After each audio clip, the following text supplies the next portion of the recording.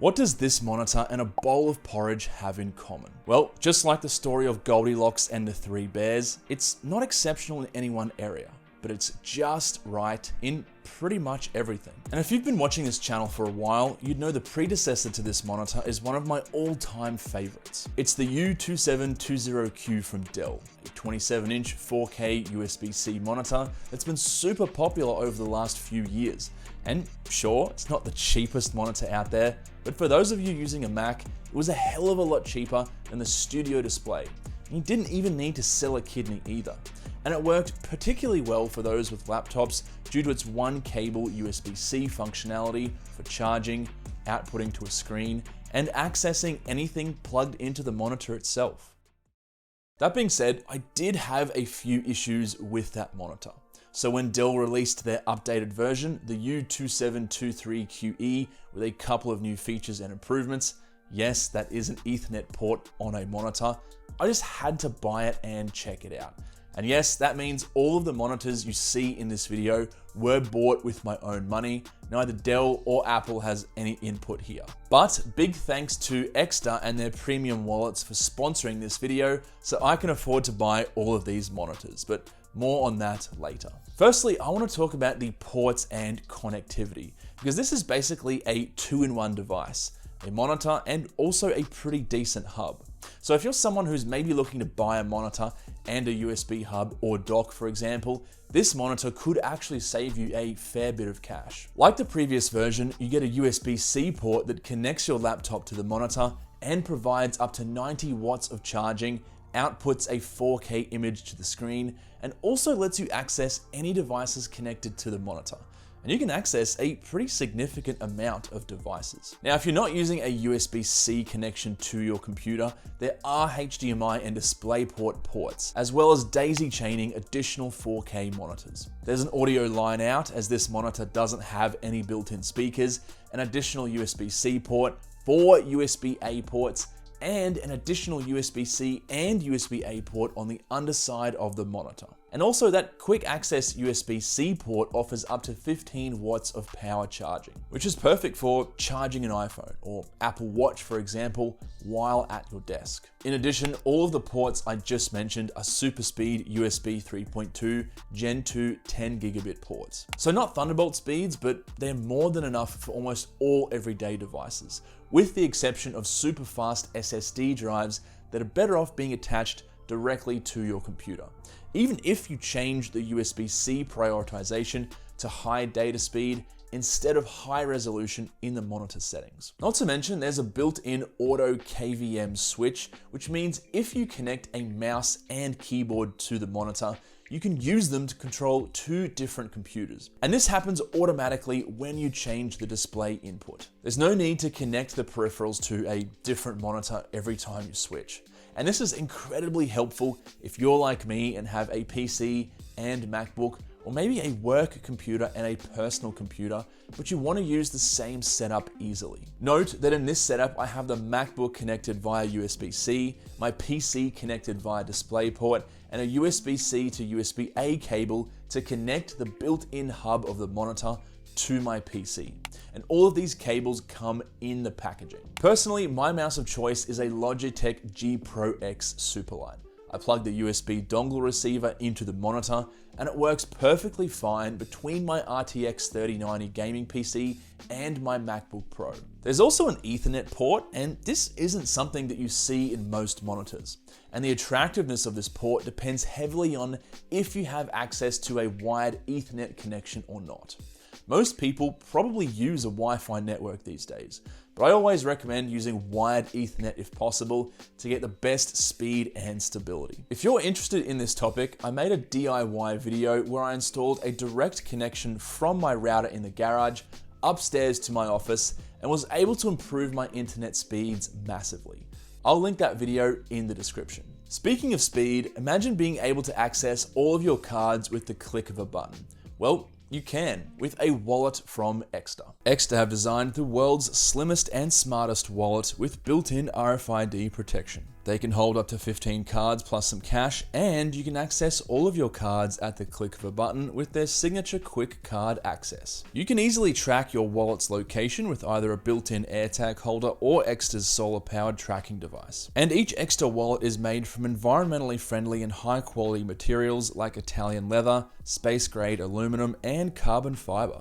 It's basically the James Bond of wallets, so make sure you check out the link in the description below and use code CreatedTech for up to 40% off.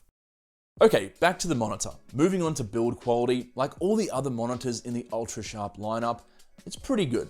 It's entirely plastic, but doesn't squeak or flex too much when I'm moving it around. However, the entire panel wobbles quite a bit if you bump your desk or try to adjust the angle of the screen. This is worse than other similar monitors. The previous U2723QE version had a much better and sturdier stand. Luckily, it has a standard VESA mount on the back, so you can mount it to pretty much any monitor arm out there.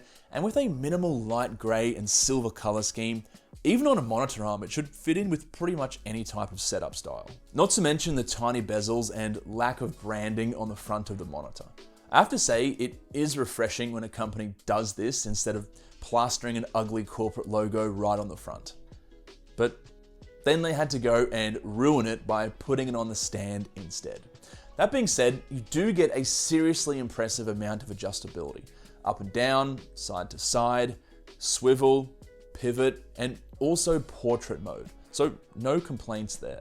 Just bear in mind the cable management hole is placed way too low, so cables will be easily visible. One massive change from the previous version is the complete overhaul of the menu buttons. Gone are those awful mushy buttons on the underside of the monitor that made it difficult to navigate the menu system. Dell has finally gone with a control joystick, and with the built-in shortcut menu system, changing settings and inputs is a much more enjoyable experience. The menu system itself is okay. I mean, you get a bit of customization allowing you to quickly choose from a customizable shortcut menu, and you'll also be able to go through a setup process for the KVM feature, but it didn't really blow me out of the water. The screen, on the other hand, did. Now, it's a 27-inch IPS 4K panel, and it has some seriously impressive color accuracy. And you can switch between each mode within the menu system. Now, I was particularly impressed with it covering 98% of the DCI P3 gamut, and it even comes with a calibration card in the box, proving the accuracy. For reference, the $1,600 Apple Studio display doesn't even officially cover the P3 color gamut. Although, when testing, I found it was the same as this much cheaper Dell monitor at 98%. Additionally, you'll get some really deep blacks with what Dell calls their IPS black technology. It's just a fancy marketing term for an increased contrast ratio of 2000:1 instead of the more common 1000:1. It sounds like the blacks should be twice as black, but in reality it's only about 20 to 30% darker, which is still quite noticeable on any dark scenes. This monitor does also have HDR, but it's not true HDR, just VESA Display HDR 400. It works totally fine if you're watching HDR movies, for example, but if you're trying to produce any HDR content, for example when editing a HDR video, you're gonna want to go with a different monitor with full, proper HDR support. Viewing angles are good, I didn't notice any major backlight bleed, and brightness is fairly good at 400 nits. And this is only gonna be an issue if you have a really bright light source shining directly onto your monitor, like the sun, for example. Now, the 4K resolution at 27 inches means you'll get a PPI, or pixels per inch, of 163. This is also the only difference between the 27-inch and 32-inch version besides the price, of course. Due to the larger screen size of the 32-inch version, the PPI is correspondingly less, so individual pixels will still be more noticeable. Also, if you have a Mac, be aware you won't get perfect scaling with the 4K resolution of this monitor due to the way macOS scales. So the UI elements on screen might appear very slightly blurry. This is really up to personal preference though. Personally, I don't notice it at all. And let's be honest, you've only got two options here if you want perfect macOS scaling. Buy a 1440p resolution monitor for slightly better scaling, but lower overall resolution, which means the image won't be anywhere near as crisp as 4K.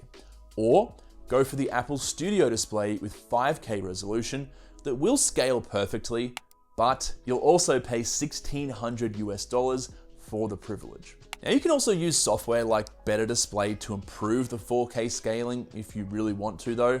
It does improve it a little bit, but again, it's not quite as good as that perfect 5K on the native Apple monitors. I also want to talk about gaming for a second. Now, you're not going to be winning any esports championships on this monitor, but for casual stuff, yeah, I mean, it's not bad. For example, you can use the built-in hub to have your laptop and a gaming system like a gaming console or gaming PC also attached. And you can use the same keyboard and mouse without having to unplug and change cables every time. Sure, it's not a proper gaming monitor with only a maximum of 5 millisecond response time after you go into the settings and change from the default 8 milliseconds, and it only has a refresh rate of 60 Hz. So this isn't the monitor for you hardcore Counter-Strike or Valorant players, but for those with a mainly productivity-based workflow and then some casual gaming on the side, it works pretty well. So what about value?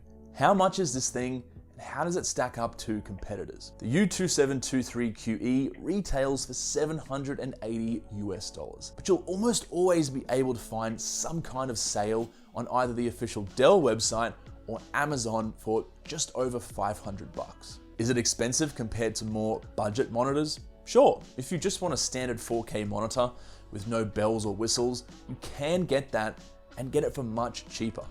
But it won't have USB-C functionality, great color accuracy, or the KVM feature to switch between systems, for example.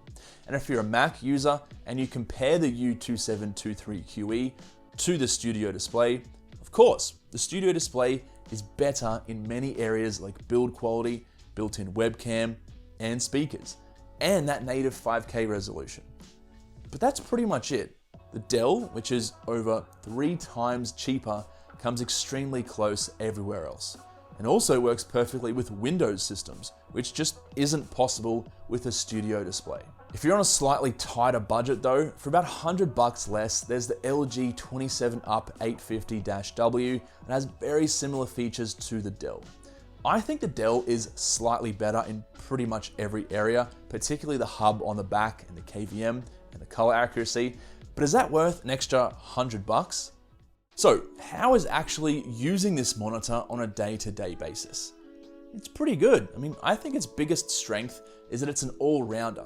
Great, but not perfect color accuracy, an actually useful USB hub built into it that I can actually take advantage of, and the support for using multiple systems at the same time is really clutch. I find that a lot of monitors I've used over the years have 1 or 2 things that I just really dislike.